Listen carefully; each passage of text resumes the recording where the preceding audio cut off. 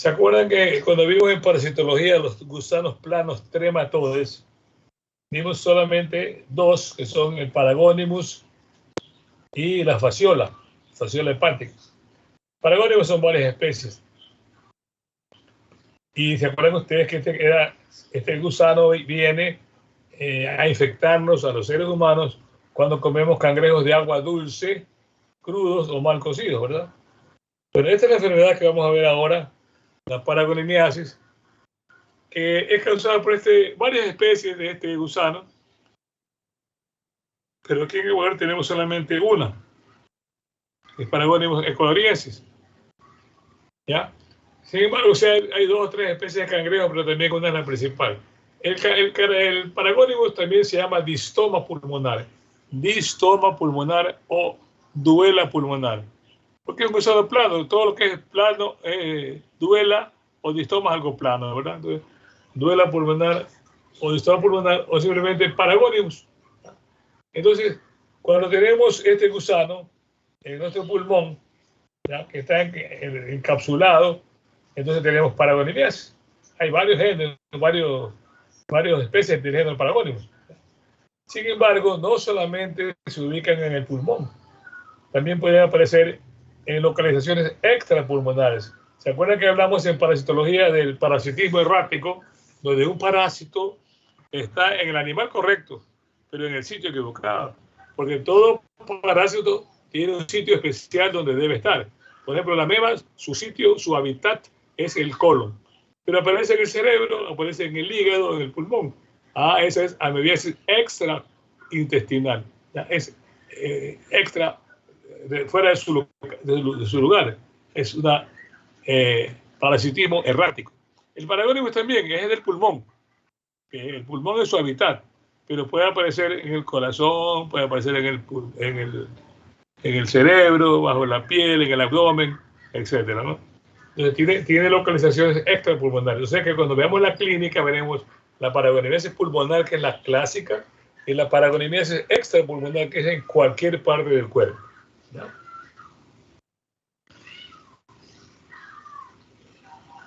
Son varias especies de Paragonimus que se han descrito, por lo menos 48 especies, pero no todas son peligrosas para el hombre, ¿no?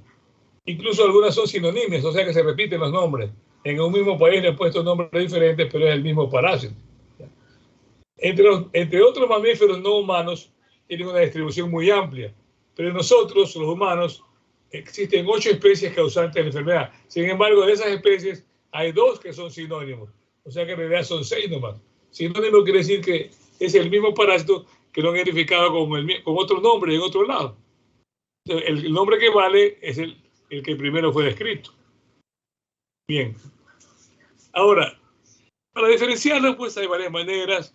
Las espinas que tienen en su cutícula, que es en toda la cutícula, la forma de sus ovarios, el tamaño de las ventosas. Los huevos muy difícilmente se puede identificar un Paragonimus por el huevo. Son diferentes, pero no al punto de que se pueda identificar. Y a nivel molecular, lógicamente, por los cromosomas, e incluso algunos los identifican por la ruta migratoria en los tejidos, ¿no? Es muy difícil. Creo que lo más fácil de identificar es por la forma de los ovarios, ¿ya? Eso es lo más fácil. ¿Se acuerdan del ciclo? Que esto es solamente para recordarles, no les voy a tomar esto porque esto es parasitología, pero para recordarles que el Paragonimus vive en el pulmón y siempre está, cuando un individuo infectado expulsa un huevo con el esputo, porque viene del pulmón, lo expulsa con el esputo, pero a veces lo puede expulsar con las heces. ¿Por qué? Porque hay personas que se tragan el esputo porque en un momento dado están en una fiesta, en la iglesia, en el autobús, no pueden escupir, pues tosen nomás y se tragan el esputo, no le queda otra, bueno, ¿ya? Y es un esputo grueso, espeso, pegajoso, pero hay que tragárselo, ¿ya? Entonces ese esputo normalmente, digamos, el huevo sale normalmente en el esputo.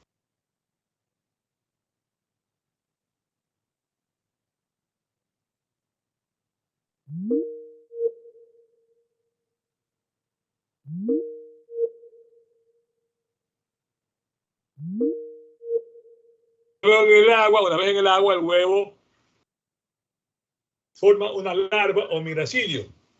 La larva se llama miracidio, es una larva nadadora que tiene muchos cilios con pestañas vibrátiles, como un ciliado, sale del huevo y nada, tiene que recorrer grandes distancias hasta encontrar un caracol. Ya veremos el género del caracol, el género Arvapirgus, pero tiene que encontrar ese caracol. Cuando la larva nadadora encuentra el caracol, penetra por las partes blandas del caracol y dentro del caracol se desarrolla como esporoquiste, redias y cercarias. ¿Ya? Se multiplican varias de esas. Y las cercarias tienen que esperar a que un cangrejo o un camarón se coma el caracol, que es muy pequeño, se lo coma, y entonces ahí en el cuerpo del cangrejo o del caracol perdón.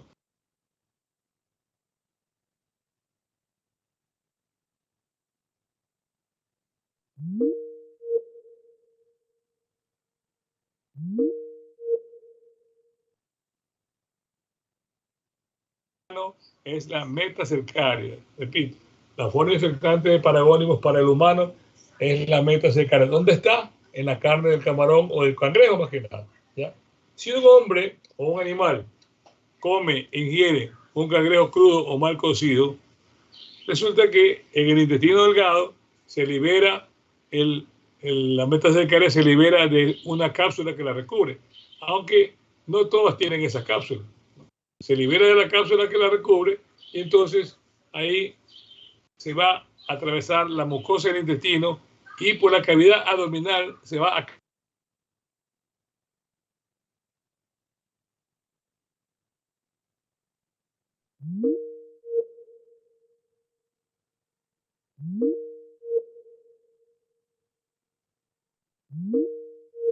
manera sus huevos pueden salir al exterior. Cuando se desarrolla el gusano, se forma un quiste alrededor que incluye el bronquiolo y entonces cuando los huevos salen por allí con la tos, el moco, entonces son expulsados al exterior. Y ya les digo que a veces la gente se traga el esputo, entonces sale con las heces. ¿Ya? Ese es el ciclo que ustedes conocían en parasitología, ¿no? Los adultos están en cavidades, aquí está, un adulto en cavidades en los pulmones, cavidades quísticas, ¿ya? Depositan los huevos que son excretados por el esputo. Alternativamente, los huevos pueden ser tragados y eliminados con las heces. ¿Ya? Eso es el recordatorio del ciclo.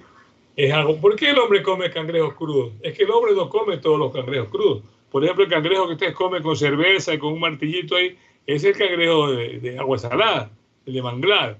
El cangrejo de agua dulce son cangrejos más pequeños que crecen cerca de las pozas o en las zanjas o las lagunitas, manantiales que hay en la montaña. Y no viven en el agua exactamente, están junto a la orilla, bajo piedras, bajo maderas, y en las noches salen al agua a comer, pero en el día están escondidos, allí en las orillas. Entonces los trabajadores, mineros, vaqueros, leñadores, ya saben, y los buscan, los sacan, les ponen, los destapan, les ponen sal y limón y se los comen crudos. ¿Ya? Y ahí es que se infectan. ¿Ya? Bien. Este es el primer intermediario. ¿Se acuerdan que cuando cae el huevo en el agua sale la larva o miracidio y esa larva tiene que meterse en un caracol? Este es el caracol Aroapirgus colombiensis. Esa es la especie que tenemos también en Ecuador y que existe en toda América. Y se llama colombiensis porque fue descrita por primera vez en Colombia. Allí en el Aroapirgus, pues el miracidio se transforma en oquiste, en redias hijas y cercarias y tiene que esperar a salir. A veces sale para que lo coma el cangrejo, pero normalmente el cangrejo se come el caracol y entonces ahí la cercaria que está en el caracol se transforma en metacercaria en el cuerpo del cangrejo y se ubica en la musculatura del cefalotórax. Los cangrejos tienen cefalotórax, o sea que la cabeza y el tórax es una sola cosa y el abdomen está debajo. ¿Ya?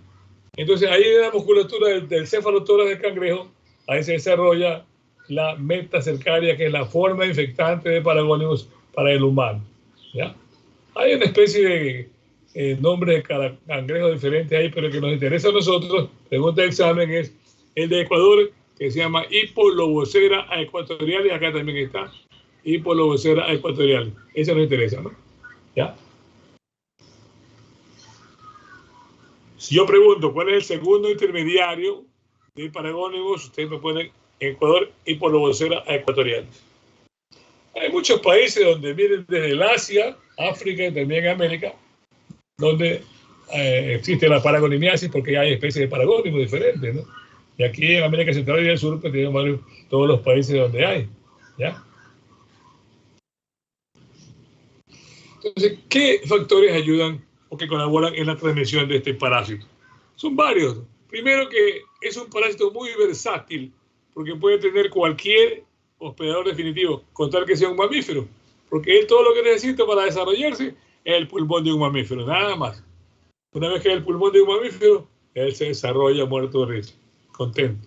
Entonces, muchos, como hay tantos mamíferos disponibles, pues tienen chance de reproducirse. Ahora, lo único que se requiere es que ese mamífero coma cangrejos, que son mamíferos que concurren a la orilla de las pozas, a la orilla de los riachuelos, y andan buscando por las piedras, los mapaches, por ejemplo. Aquí no tenemos mapaches, pero hay uno que parece mapache, que tiene incluso el antifaz de ladrón, ¿ya? Pero aquí se llama osito lavador, que es o perro mapache, pero no es el mapache norteamericano. El perro mapache nuestro es más grande, pero tiene igualita la cara con el antifaz negro, así que parece un ladrón, ¿no? Un asambleísta. Bien, entonces, esos hay muchos aquí. Tiene que comer cangrejos. El osito lavador, o sea, el perro mapache come. El cabeza de mate, que es un mustelio, come. El coatí, que es un mustelio, también come. Los cerdos silvestres salvajes, los sajinos, también comen. Así, hay montones de estos animalitos. Otro que se llama el perro de agua, o también tiene otro nombre, no me acuerdo.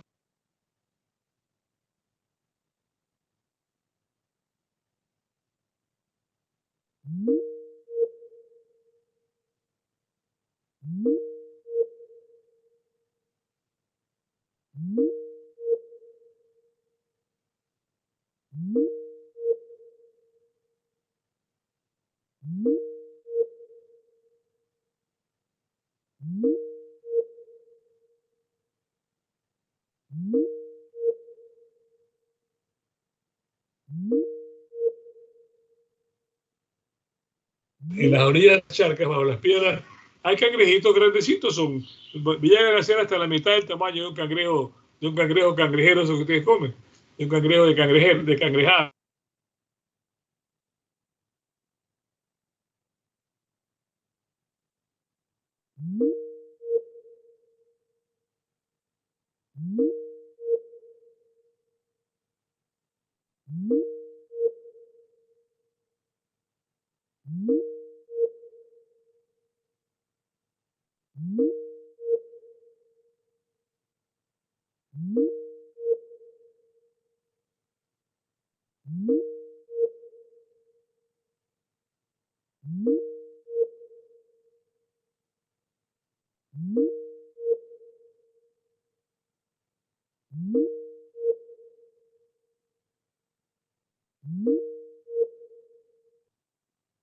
Que el agua de cangrejo y el jugo de cangrejo se usa para curar también sarampión, diarrea y urticaria, ¿no?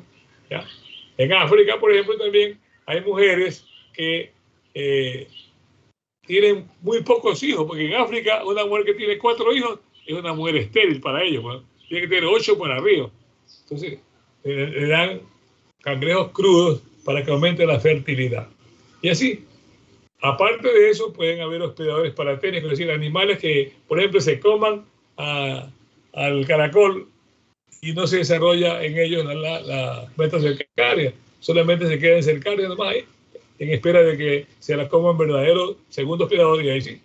Hay muchos animales, entonces la larva puede durar incluso en otros animales hasta que se la coma el cangrejo. ¿Ya? Esos son los hospedadores paraténicos, ustedes recuerdan de parasitología. Otros factores que muchos utensilios de cocina, como las tablas de cortar, en una tabla de cortar cebolla, tomate, tabla de madera, ¿no? Picar cosas así, también sacan la carne de cangrejo para hacer ensalada. Entonces, ahí esa carne de cangrejo, ahí pueden ir, al abrir la carne, salen las metas secarias y se contaminan con las vegetales. ¿No? Los vegetales. Doctor. Dime, hija. ¿Será que puede poner iniciar grabación? ¿Ah? Puede iniciar la grabación, doctor. Es para tener el video de la clase. Pero dijiste, tú tienes el PDF que es igualito. El PDF que yo les mando es igualito a la... Aquí lo que pasa es que no es en PowerPoint, pero está más descrito, con más detalles. O sea que la clase está mejor para estudiar en el PDF que grabar la clase. Pues. La clase tienes que estarla mirando y todo, ya lo lees nomás. Ya les mandé a todos. Y a propósito de mandar, ya les mandé la tarea. Por las cosas que usted acota a veces. ¿Ah? Yo decía por las cosas que usted acota. Pero bueno, si usted dice que nomás el PDF, está bien. Yo le dije cuando empezamos la cátedra, les mando el PDF para que mientras yo hablo, lo tengan a la mano. Si digo algo que no está o que algo que le digo que es pregunta de examen, ustedes lo subrayan o lo agregan. Ahí les resulta mejor. ¿Ya? Porque sí. Si igual te doy que copies esto, tampoco va lo que yo digo, pues, ¿no? A no ser que soy la voz, no sé si soy la voz, no sé. Eso sí, no sé. Bueno, pero para eso es el PDF. Para que ustedes tengan ya incluso más fácil de estudiar y anotado lo importante allí mismo. ¿Ya? Bien. Ahora, la patología que causa el paragónimos, ¿ya?, es variable. Depende primero de cuántos gusanos tienes en el pulmón, qué tiempo llevas con esa enfermedad y cuántos tejidos están afectados aparte del pulmón. ¿Ya? Aparte de eso, como siempre, hay factores tóxicos por la presencia del parásito. Algunos parásitos ya con el tiempo mueren y liberan sustancias que no hacen daño y son factores tóxicos y alergénicos o alérgicos. Por eso que todos los gusanos producen elevación de los eosinófilos porque son alergenos. Pero igual tenemos dos áreas en la patología de la paragonimiasis. La paragonimiasis pulmonar y la paragonimiasis ectópica o extrapulmonar. O sea, está en el pulmón o está en otro lado. ¿Ya? Sino que cuando está en otro lado, los síntomas y signos dependen de dónde es que está. Pues, ¿no? No es lo mismo que esté en el cerebro a que esté bajo la piel o que esté en el riñón, por ejemplo, ¿no? Entonces, la ubicación ectópica o extrapulmonar va a tener diferentes síntomas dependiendo de qué órgano o en qué lugar está. En la pulmonar es la típica, es la que se conoce porque ese es el lugar normal donde debe estar el gusano. ¿Ya? Empecemos viendo las lesiones pulmonares. Cuando entran las larvas, las metacercarias, que todavía son juveniles, ¿ya?, entran a los pulmones y migran en los pulmones buscando dónde ubicarse. ¿Ya? E incluso pueden ir a otros tejidos que no son los pulmones. Pero lo cierto es que donde quiera que vayan, sea en el pulmón, estamos hablando del pulmón, causan necrosis local en microhemorragia por su trayecto que van avanzando y eso produce inflamación con el exudado, ¿ya? Hasta que al fin el organismo humano los encapsula. Se forma una cápsula que lo cubre y ahí lo deja preso al paragónimo. Sin embargo, tiene facilidad de fistulizarse ese quiste hacia un bronquio para poder eliminar los huevos. ¿Ya? Siempre está cerca de bronquio o bronquiolos. Y los síntomas, ya veremos, son de bronconeumonía, neumonía intersticial, bronquitis, bronquiectasia, un cuadro bronquiopulmonar, atelectasia, fibrosis, engrosamiento pleural, anginitis obliterante y periflebitis. No pueden estar todos, pueden estar unos pocos nomás, dependiendo, ya como les dije, de cuántos gusanos tiene, de dónde están, incluso de la edad de la persona, del paciente. Eso es en el pulmón. Ahora, fuera del pulmón, se va a otro lado cualquiera, ¿ya?, no es muy frecuente, ¿ya?, y son los jóvenes gusanos que maduran, que migran, son las larvas jóvenes que recién entraron. Las larvas jóvenes que recién entraron son que en vez del pulmón se van a otro lado. Pero hay otros que rara vez también lo hacen los maduros, ¿ya? Pero por lo regular son los jóvenes, gusanos jóvenes, recién entrados al cuerpo. Pueden emigrar desde los pulmones hasta prácticamente cualquier parte del cuerpo. ¿Ya? En el sitio donde llega, que no es el normal, por eso se llama ectópico, porque no es el normal, en el sitio donde el gusano llega, no va a alcanzar la madurez sexual. ¿Por qué no alcanza la madurez sexual allí? Porque no le sirve de nada, porque no tiene cómo expulsar los huevos hacia el exterior. Supongamos que está en el cerebro, ¿cómo expulsa los huevos hacia el exterior? Cuando está en el pulmón, sí los expulsa por los esputos, ¿no? Pero si está en otro órgano, entonces no madura porque no puede producir huevos. Como que dice, ¿para qué voy a madurar? ¿Para qué voy a formar huevos si no puedo salir de aquí? Estoy preso. Ahora, incluso a veces alrededor de estos gusanos que no maduran, se forman quistes, granulomas o abscesos. Incluso hay casos en que los gusanos juveniles, ¿ya?, pueden aprovechar los agujeros naturales que existen en el cráneo y por ahí penetrar, por ejemplo, por el agujero yugular o los carotillos, penetran al cerebro. Llegan a la base del cráneo, luego a los lóbulos temporales y occipitales del cerebro donde van a causar graves daños como necrosis y también, lo que puede esperarse en el cerebro, una reacción granulomatosa eosinofílica. Aquí está poniendo bien cerca del cuerpo calloso, un gran paragónico que está metido ahí.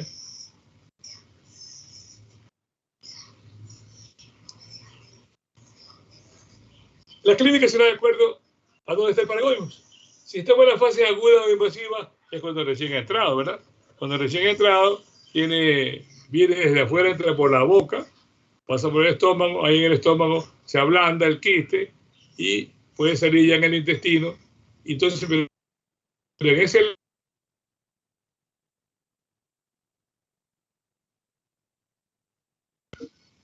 La dormida, Soledad, Micaela, hey, estoy viendo, bien dormida, estabas hablando dormida, estabas hablando con el pelado. O estabas pensando, ¿no? Eso era, ¿no? Pensando no, que estaba. A usted se le paró el audio, así que creo que a usted se le puso lento el internet. Y ahí te dormiste rapidito, ¿no? Aprovechaste para dormirte un ratito. Bien, ya voy a arreglar porque ya regresó el audio. A ver. Entonces, esa fase invasiva es intestinal, ¿ya? Luego, el paragónico va al pulmón. En el pulmón habrá un cuadro pulmonar, como es lógico, pues, ¿no? Ya veremos los signos y síntomas, todo al esfuerzo, la tos, la fatiga, la línea, todo. Ya veremos. Esto es el resumen, paragonimesis pulmonar. También puede haber paragonimesis cerebral y espinal con síntomas de acuerdo a este sitio donde está. Aquí se dan síntomas neurológicos, ¿ya? Motores sensitivos. Paragonimesis abdominal en el abdomen, donde simulará, por ejemplo, litiasis o apendicitis o abdomen agudo, o tantas cosas puede simular, ¿no? Y por último, la paragonimesis migratoria subcutánea, cuando va migrando bajo la piel.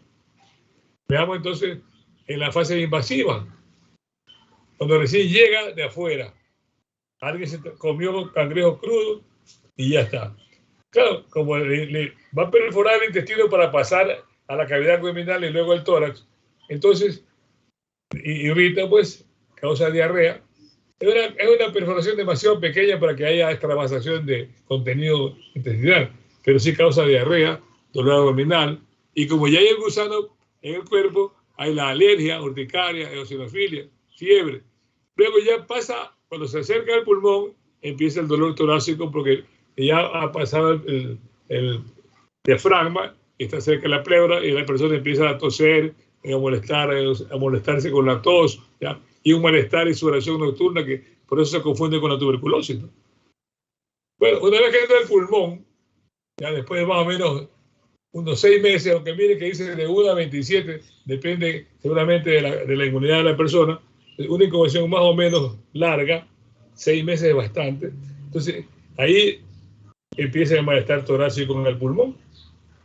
Ya un verdadero malestar, uno siente una molestia, hay la tos productiva y espasmódica, especialmente cuando hacemos un esfuerzo. Miren, el esputo de la persona que tiene paragónico es el esputo más espeso, grueso, pegajoso, sabroso que ustedes se pueden imaginar. Es un esputo muy fuerte. Ustedes escupen contra el techo y se queda pegado en el techo. ¿Ya? Bien. Entonces, es color denso, gelatinoso, denso, color café, café rumbroso, como oxidado o dorado rosáceo.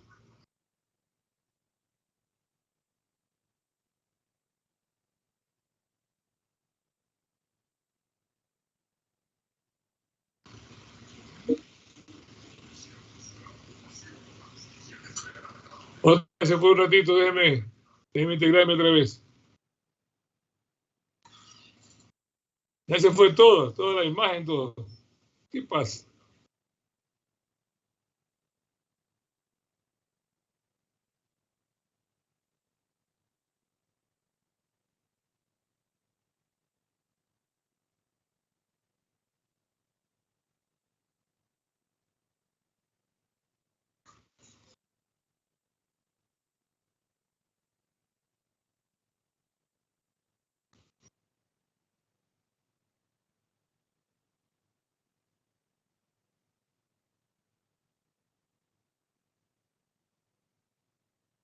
Ahí creo que ya regresó, ya regresó. ¿Sí me escuchan? Sí, doctor.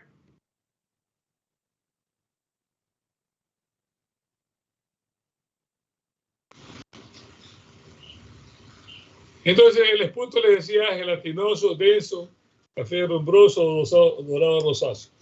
La persona cuando hace ejercicios, cuando sube la escalera, cuando corre un poco o camina rápido, va a sentir dificultad respiratoria, con jadeo y sibilancias. Puede haber fiebre ligera y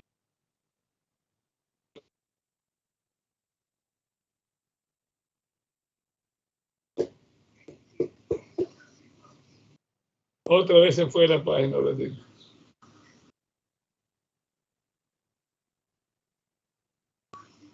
Les decía que puede haber fiebre también ligera y por eso se confunde con la tuberculosis. Además, la pleura duele porque les decía que el quiste se ubica entre la pleura y un bronquio, ¿no? También hay hemoptisis. Cuando hay hemoptisis también se confunde con la tuberculosis, ¿verdad? Ahora, secundariamente puede aparecer tuberculosis cuando la persona ya tiene un foco primario de tuberculosis calcificado de hace tiempo y la inflamación que produce el paragónimo reactiva el foco, ¿no? Entonces aparece una tuberculosis que estaba ya calcificada, secundaria, puede aparecer. O un absceso pulmonar secundario. En el laboratorio la hemoglobina está normal, hay leucocitosis eosinofílica. ¿Ya? A los rayos X la imagen da opacificaciones al principio y después se ve la forma de quistes, ¿ya? Infiltrado extensivo, calcificaciones, engrosamiento de la pleura, efusión pleural, localizada, y más que nada, lo más subjetivo es las cavidades que se ven, cavidades a veces multiloculares o a veces una sola cavidad. Y eso también hace que se confunda con la tuberculosis. Durante mucho tiempo se confundía la paragonimiasis con la tuberculosis. Se confundía. Y es que ni siquiera se sabía que había paragonimiasis. Pensaba que era tuberculosis resistente al tratamiento. ¿Ya? Ahora, cerebral. Cuando el paragónimo está en el cerebro, los signos y síntomas son los mismos, pregunta de examen, son los mismos que presenta una persona que tenga cualquier cuerpo extraño en el cerebro. Repito, en la paragonimiasis cerebral y espinal, más que nada cerebral, da los mismos síntomas que da cualquier cuerpo extraño en el cerebro. Puede ser un aneurisma, puede ser un tumor, puede ser otro parásito, puede ser cualquier cosa. ¿Ya? Es cuerpo extraño. Entonces, ahí está la lista de síntomas que pueden estar no todos o algunos o la mayoría, dependiendo exactamente más que nada de dónde está el paragónimo. Porque si está en la corteza, por ejemplo, cerca de la corteza, lo más probable es que tenga crisis convulsivas, ¿ya? Si está en un hemisferio determinado, puede producir hemiplegia o paraplegia, parálisis facial si está cerca del núcleo nervio facial, y así, dependiendo de dónde está. O hemianopsia bitemporal, o sea, no ve los dos lados, solamente al frente. Hemianopsia bitemporal. Pues aquí los síntomas dependen de dónde está. Pudiendo llegar incluso, si está, por ejemplo, en el cerebelo o en el hipotálamo, puede causar coma y muerte, ¿no? Igual, en el líquido cefalorraquídeo hay aumento del número normal de células, o sea, más de 500 por milímetro cúbico, y hay eosinofilia. ¿Por qué eosinofilia? Porque es un gusano. No se olviden, si ustedes hacen una punción lumbar, pregunta de examen, hacen una punción lumbar y resulta que encuentran eosinófilos en el líquido cefalorraquídeo, eso significa que hay un gusano en el cerebro. ¿Qué gusano? No sabemos. Puede ser un gusano redondo como un ascris, un angiostróngulos, un atostoma, o puede ser un gusano plano con cisticerco de tenia, o un paragónimo, cualquiera, ¿no? En cambio, si salen linfocitos, es un virus, ¿ya? Si salen linfocitos en el líquido cefalorraquídeo, es un virus. Y si salen polimorfos nucleares, ¿ya? Por ejemplo, neutrófilos segmentados, encallados, eso es bacterias. ¿Ya? Entonces, el tipo de células que encontramos en el líquido cefalorraquídeo es importante. En el caso de los gusanos, encontramos eosinófilos. ¿Ya? También puede haber signos de elevación de la presión intracraneal y calcificaciones que se pueden producir donde se queda el paragónimo. A veces se cae en un sitio que no es peligroso. Por ejemplo, aquí como está, delante del cuerpo calloso no molesta mucho. Aquí se va a morir, aquí se va a calcificar y no va a molestar mucho, ¿no? Cuando es en el abdomen, lógicamente anda por debajo, puede sobre el peritoneo, causa dolor abdominal, el abdomen está sensible, puede haber diarrea sanguinolenta, náuseas, vómitos, o a veces se palpan nódulos bajo la piel del abdomen, pueden formarse abscesos en el hígado, en el vaso o en la misma cavidad abdominal. Y uno puede pensar que es una infección bacteriana. Y si el dolor es fuerte, exquisito el dolor, puede pensar en un abdomen agudo. Un abdomen agudo. También en la migratoria subcutánea, ahí puede migrar por cualquier lado bajo el tejido celular subcutáneo. Se presenta con bastante frecuencia, de un 60% de los casos. Parecen nódulos que se mueven, ¿ya? Pero son firmes. ¿Ya? Uno puede llegar hasta 10 centímetros de diámetro y siempre hay irritación, ¿verdad? Se presentan en la parte baja del abdomen, en la ingle y en el muslo. Ahora, estos paragónicos que andan migrando tampoco alcanzan la madurez en el hombre, rara vez. ¿Ya? A veces en los animales, pero en el hombre no alcanzan, porque yo les digo, ¿para qué van a alcanzar el estado adulto si los huevos que van a poner no sirven de nada? No es que estos son hermafroditas, ustedes saben, ¿no? El paragónico es hermafrodita. Él no necesita pareja, él mismo se fecunda. Entonces, ¿pero para qué se va a fecundar si los huevos que va a poner van a quedarse, no salen del cuerpo y los huevos están destinados a salir del cuerpo para transmitirse, ¿no? Habla también leucocitosis con eosinofilia, como siempre. El diagnóstico, la epidemiología, la procedencia, de dónde vive, aparte del cuadro clínico, dónde vive, cómo vive, qué come, ojo, come cangrejos crudos, sí, de repente, ¿cuándo fue la última vez? Ya todo se pregunta, ¿no? Y ya así, si hay sospecha de que ha comido cangrejos crudos o camarón crudo, entonces ahí hay que hacer un examen de esputo, muy fácil. Le da un vasito, mañana traiga el esputo, apenas se levante, desgarre lo mejor que pueda y tráigame el esputo. Hacen el examen y van a ver ahí huevos. También en el exudado pleural también se encuentran huevos, ¿ya? Y así mismo, en el caso de líquido, también pueden examinar el líquido cefalorraquídeo. Ahí encontrarán la pleurocitosis con eosinofilia en el líquido cefalorraquídeo. En el líquido cefalorraquídeo no van a encontrar huevos. Yo digo, no pone huevos, pero van a encontrar la prueba de que está en el cerebro porque hay eosinófilos en el líquido cefalorraquídeo. En los rayos X es fácil confundirse con la tuberculosis. Ya vieron ustedes, no sé si les puse eso. Aquí, miren, ve, hay una caverna aparentemente de tuberculosis y es un quiste paragónico. Entonces, es fácil confundirse en los rayos X, puede confundirse con la tuberculosis. Pero ahí se le asocia a los síntomas y signos y también, aunque los síntomas y signos pueden ser parecidos, porque puede haber en tuberculosis hay febrícula vespertina, aquí también. Hay hemoclisis de repente, aquí también. Pérdida de peso, aquí también. Entonces es parecido, ¿no? También se puede hacer biopsias de los nódulos subcutáneos y otros nódulos. Y por último, para el diagnóstico, los métodos inmunológicos contra inmunoelectroforesis, fijación de complemento, ELISA y la intradermoreacción, que ustedes saben que la intradermoreacción no es serológica, sino es una prueba de inmunidad celular, ¿verdad? Entonces, aparte de eso, serológica y la intradermoreacción, que es una prueba de inmunidad celular. El tratamiento, bueno, aquí está, vean. Una cavidad, parece tuberculosis, pero es paragonimiasis. El esputo es el rosado, sabroso, grueso, espeso, pegajoso, ¿ya? Que a veces hay que tragárselo porque uno está en un lugar que no puede escupir y no le queda más que tragarse. Estos son los huevos, miren, el huevo, no se olviden que el huevo de paragónico es un lado tiene más ancho que el otro, como un huevo de gallina. Y en el lado más ancho está el opérculo de tapita por donde sale la larva, ¿ya? Por aquí está un adulto, unos cortes de pulmón, aquí está el paragónico, y un huevo de paragónico que se ha impactado en el pulmón, se quedó impactado ahí y ya no pudo salir.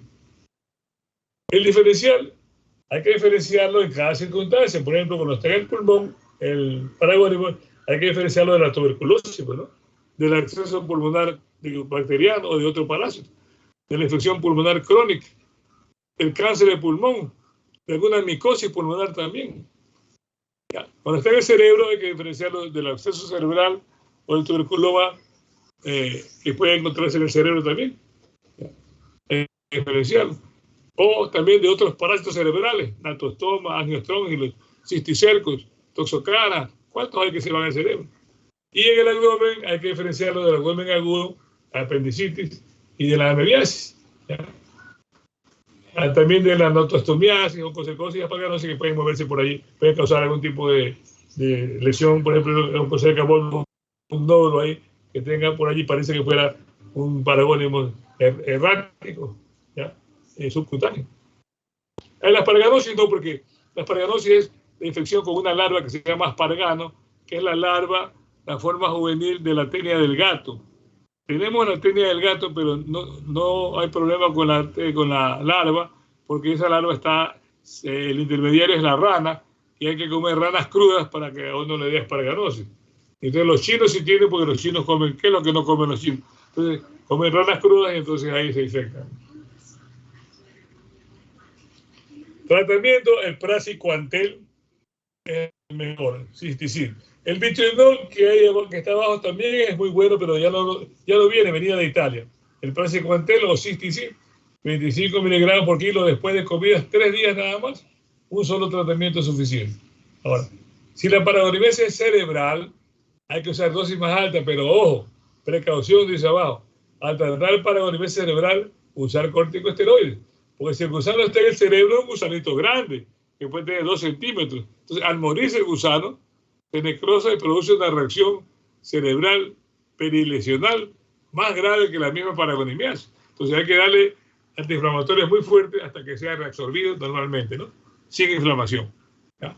Se puede usar dexametasona, ahí está, en la dosis que se da, 1 o 2 ml, o que sea 8 o 16 miligramos en un intervalo de 1 a 3 semanas o menos, según el criterio del clínico.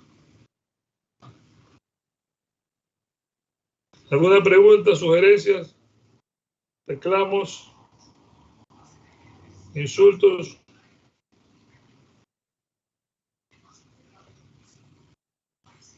¿No me preguntas?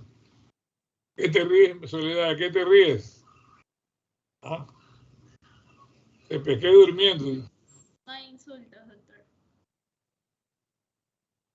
Bueno, a ver, vamos entonces un ratito, denme un minutito hasta poner la otra que es fasciola hepática, que es cortito, nomás terminamos pronto.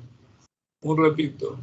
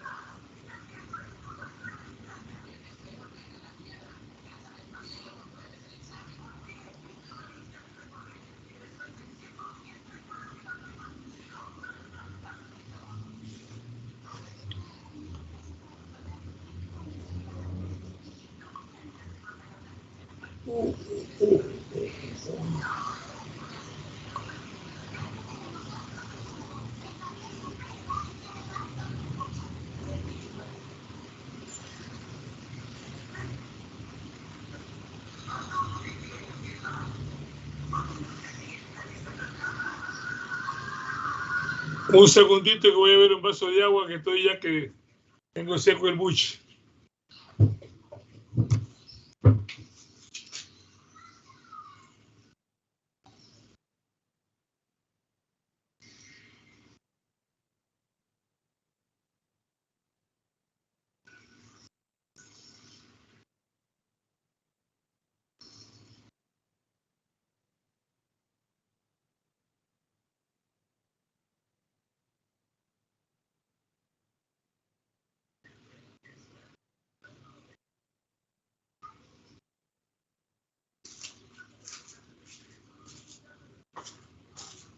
Bueno, la bolita todavía.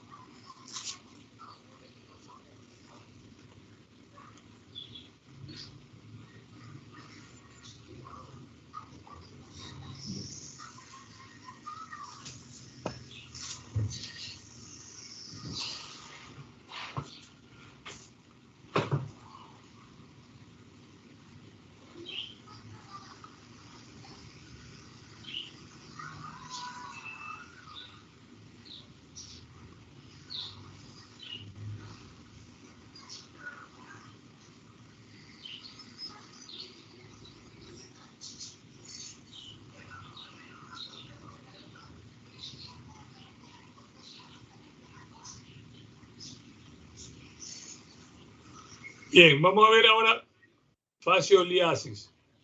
También se acordarán ustedes de fasciola hepática, ¿verdad? Y también fasciola se llama duela hepática o distoma hepático, así como el paragónimo era duela pulmonar o distoma pulmonar. ¿Ya?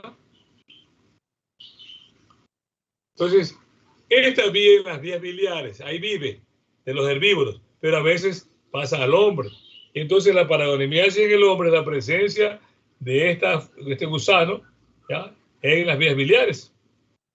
Pero hay dos fasciolas, hepática y gigántica. Sin embargo, nosotros tenemos solamente fasciola hepática, que es de climas templados, como en la sierra nuestra, en la estribación, porque en los climas tropicales cálidos es que existe fasciola gigántica, y acá tal vez haya en la costa, pero en la costa no acostumbramos comer el tipo de hierba que comen las personas que se infectan con fasciola hepática, como sucede en las estribaciones andinas del país. Aún así, la fascioliasis es una enfermedad rara que aparece muy pocas veces. Yo he visto unos 6 casos en toda mi vida, no he visto más. Pero en sí, la fasciola, sea gigántica o hepática, la fasciola hepática, se ubican en las vías biliares o a veces en las vesículas biliares. Y también, así como paragónimos, también pueden aparecer en una localización extrahepática. El paragónimo aparecía extrapulmonar, se iba al cerebro. Aquí también la fasciola, como es el hígado, será localización extrahepática. O sea que la fasciola también tiene localización hepática y extrahepática. Acuérdense que es un gusano más grande que el paragónimo, que tiene ese conito, ¿verdad?, que lo diferencia, ese conito ancho, que digamos que le hace ver como si tuviera hombros, ¿ya? Y ahí están las dos ventosas que están allí en la punta y en la base del conito. Y todo lo demás es el tubo digestivo, los testículos, etc. Bueno, eso es parasitología, no vamos a meternos mucho en eso otra vez. El ciclo, sí, para recordarles, esta vez, como está en el hígado, en las vías biliares, no tiene otras salidas que no sean las heces, y sale el huevo con las heces. Asimismo, el huevo también es de agua dulce, el ciclo tiene que caer al agua dulce, y en el agua dulce sale asimismo la larva miracidio, que tiene que nadar y encontrarse un caracol. Pero esta vez el caracol no es el mismo género, es otro género. Pero hasta ahí es igual, porque en el caracol la larva miracidio se transforma en esporoquiste, redia y cercaria. Pero la cercaria, que debería quedarse en el caracol para que se la coma el cangrejo, no sucede eso, porque aquí no hay cangrejo, aquí no participa el cangrejo. La cercaria sale nadando del caracol, por eso tiene cola.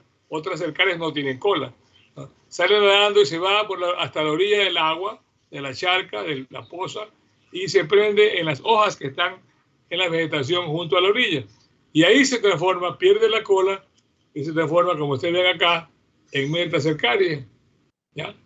Y esa es en espera de que venga una oveja o una vaca, se la coma. Y también el humano, porque hay humanos que comen estas hierbas, hay unas hierbas que crecen en las orillas de las charcas que se llaman berros. Esos berros son los que tienen las metas cercarias de fasciola hepática. Y hay seres humanos que les gusta hacer ensalada con berros, ¿no? Le ponen sal, limón, aceite, y es una hoja medio carnosa, medio gruesa, la parten, la mezclan con otras cosas a veces, y bueno, y comen eso, ahí se pueden infectar. ¿Ya? Entonces, cuando entra la meta cercaria con las vegetales, se va así mismo al tubo digestivo, ¿ya? Y entonces va al duodeno, el duodeno sale a la cavidad peritoneal y se va hacia la cápsula de Gleason, la perfora, y atravesando el parénquima hepático llega a ubicarse a las vías biliares, en las vías biliares, donde va a alcanzar su estado adulto, ¿ya? También es hermafrodita, no necesitan pareja, ellos mismos son hembra y macho.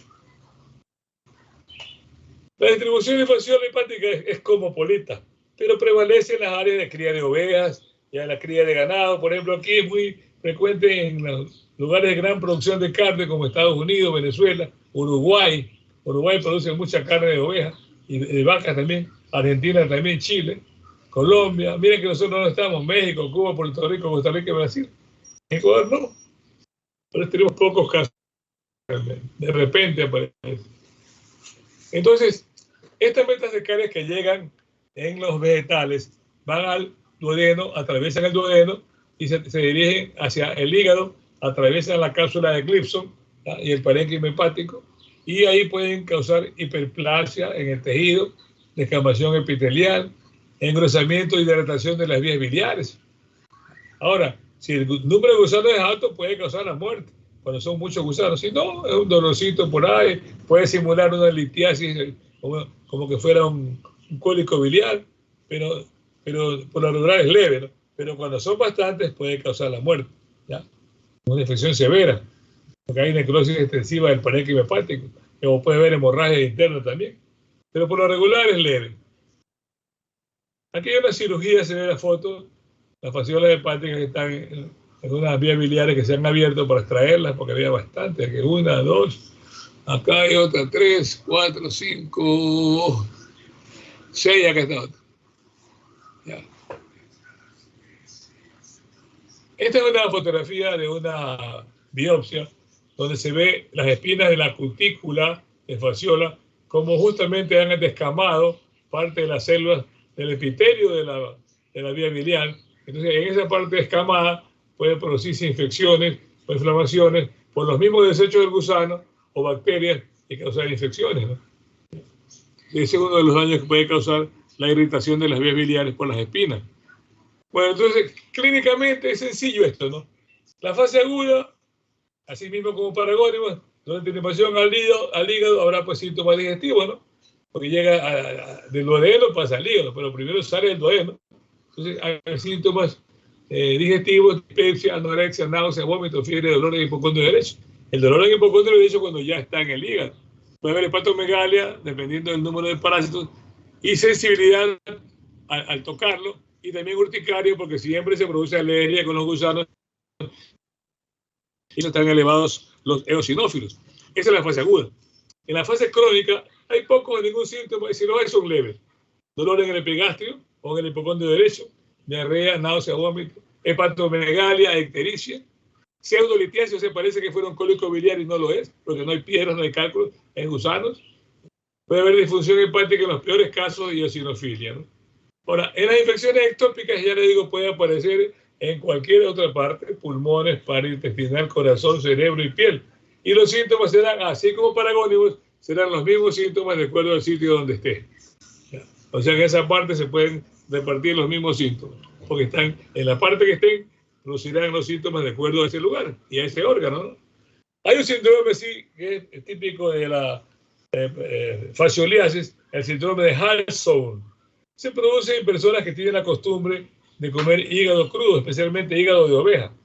En Uruguay, por ejemplo, hay un plato que hacen con hígado crudo de oveja, le ponen una salsa, unas cosas ahí, y eso comen. Y a veces, si hay formas juveniles, los adultos no, pero si hay formas juveniles en el hígado, salen y atacan la mucosa nasofaríngea, se quedan pegadas allí, producen irritación, edema, dificultad para tragar, disfagia y también disnea, molestia respiratoria o agitación, ¿ya? En el laboratorio, pues, leucocitosis son aumento de los eosinófilos, porque es un gusano, anemia, aumento de eritrosedimentación, hipergamma-globulinemia, difusión hepática, hiperplasia eosinofílica. ¿Por qué? Porque la médula ósea aumenta su capacidad, trata de suplir o de dotar al cuerpo de la mayor cantidad de eosinófilos posible para combatir estos gusanos, porque son gusanos grandes. Entonces requiere muchos eosinófilos, y aparte de la alergia que produce, entonces la médula ósea se hiperplasia en su tejido que produce los glóbulos, la eritropoiesis, los glóbulos rojos y también los glóbulos blancos, ¿ya? El diagnóstico es asimismo clínico, sintomatológico, áreas endémicas, donde vive, cómo vive, qué hace, hábitos alimenticios como el comer hígado crudo o el comer esas ensaladas de berros. Y si se sospecha, se hace un examen de heces y están los huevos ahí que son típicos, huevos que son grandes y son los dos extremos iguales. También se puede tomar huevos de un aspirado duodenal. O también sirve el diagnóstico por imagen, rayos X, tomografía axial computerizada, resonancia magnética. Si se puede, una biopsia hepática, especialmente cuando está bajo la piel, ¿ya? O serología, hemaglutinación indirecta, ELISA, fijación de complemento y contrainmundo electroforesis. Ahí está un huevo, miren que el huevo, los dos extremos son iguales. Es más grande, el más grande de los huevos de todos los gusanos. Dos adultos de las vías biliares, vean, una tinción especial, es clarito. ¿Ya? Una tomografía donde se ve desde los pies hacia arriba un gusano aquí en la vía biliar, que está en la vía biliar inflamada. ¿Ven? Aquí hay seguramente hasta pus, hay una inflamación. Eso le puso un dolor fuerte, por eso se ha hecho la tomografía. Y no ha de ver un solo gusano, sino varios, sino que este sale aquí en la vía biliar.